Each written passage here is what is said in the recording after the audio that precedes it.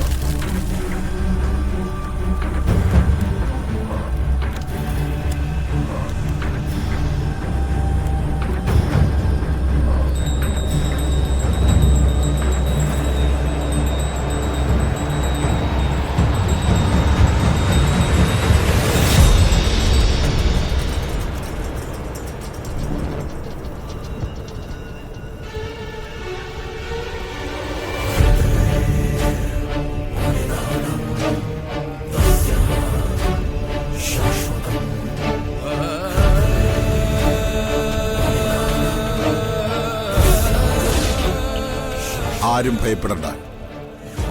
മരിച്ചവരെ ഞാൻ ഉയർപ്പിച്ചു, അത്രയേ ഉള്ളൂ. എഴുന്നേറ്റ് വയ്ക്കുള്ളൂ. നിങ്ങളുടെ ആളെ ജീവനോടെ കൊണ്ടുപോയിക്കൊള്ളൂ. ദഹിപ്പിക്കാൻ കൊണ്ടുവന്നതല്ലേ, ജീവനോടെ കൊണ്ടുപോയിക്കൊള്ളൂ.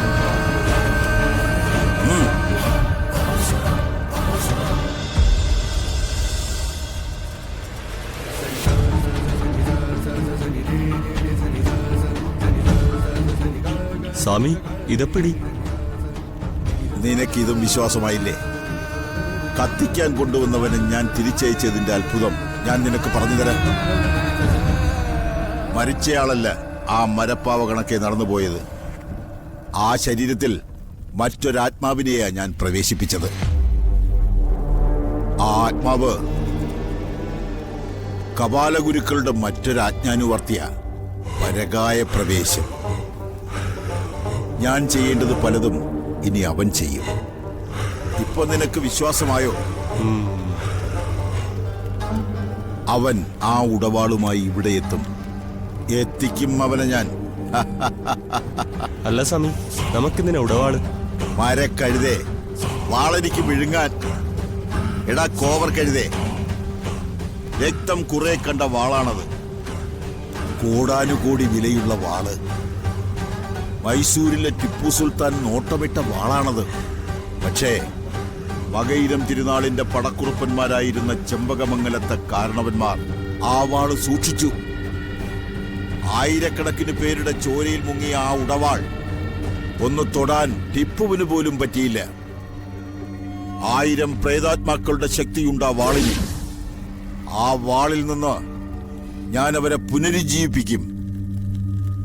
അവരെല്ലാം എന്റെ അടിമകളായി തീർന്നാൽ പിന്നെ ആ പ്രേതാത്മാക്കളുടെ മുഴുവൻ ശക്തിയും ഈ കപാലഗുരുവിനായിരിക്കും.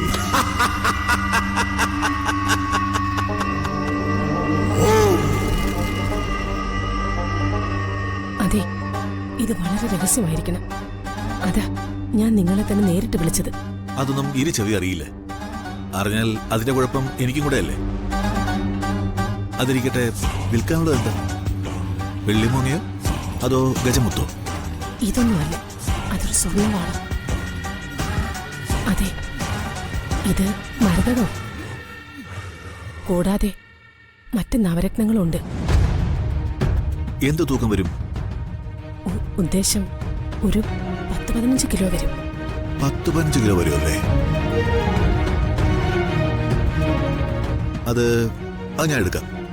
പക്ഷേ എന്റെ ടേംസ് നിങ്ങൾ അംഗീകരിക്കണം. എന്താ ടേംസ്?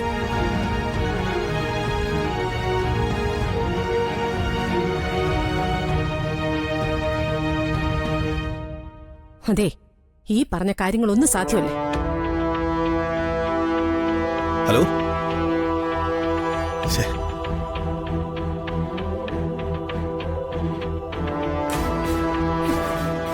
എന്ത് ചെയ്യും എന്റെ ദൈവമേ?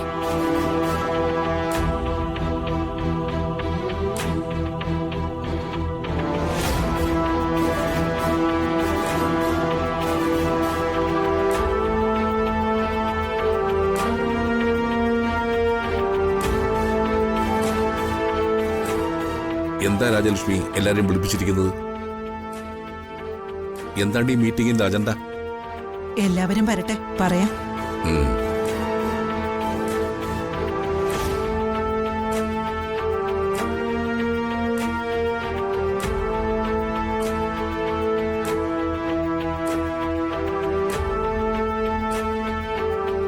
മോളിരിക്കും.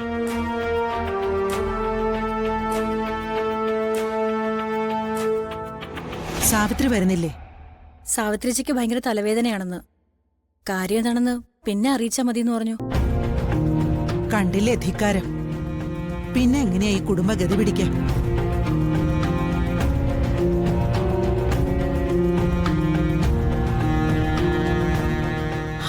അതെന്തോ ആവട്ടെ. ചില പുകഞ്ഞ കൊള്ളികളെയൊക്കെ എടുത്ത് പുറത്തേക്ക് എറിയേണ്ട നേരം കഴിഞ്ഞു.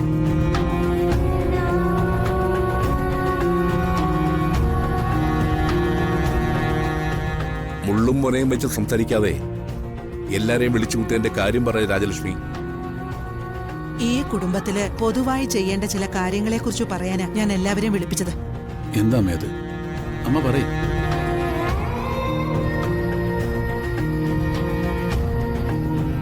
ഇത് വളരെയേറെ പാരമ്പര്യമുള്ള തറവാടാ.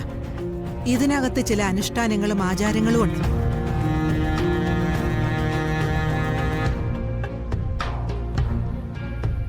അത് പാലിക്കാതെ വന്നതിന്റെ കുഴപ്പ ഇവിടെ നിരന്തരം കണ്ടുകൊണ്ടിരിക്കുന്നത്.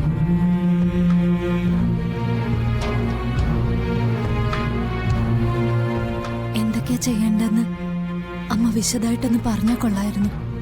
പരദേവതയ്ക്ക് വേണ്ട കർമ്മങ്ങളൊന്നും ഇവിടെ ഇപ്പൊ ആരും ചെയ്യുന്നില്ല. കൃത്യസമയത്ത് കുളിയില്ല, ജപമില്ല, സന്ധ്യാപ്രാർത്ഥനകളില്ല. ഡൗൺലോഡ് ചെയ്യൂ C5 ആപ്പ്. കാണൂ എല്ലാ എപ്പിസോഡുകളും സൗജന്യമായി.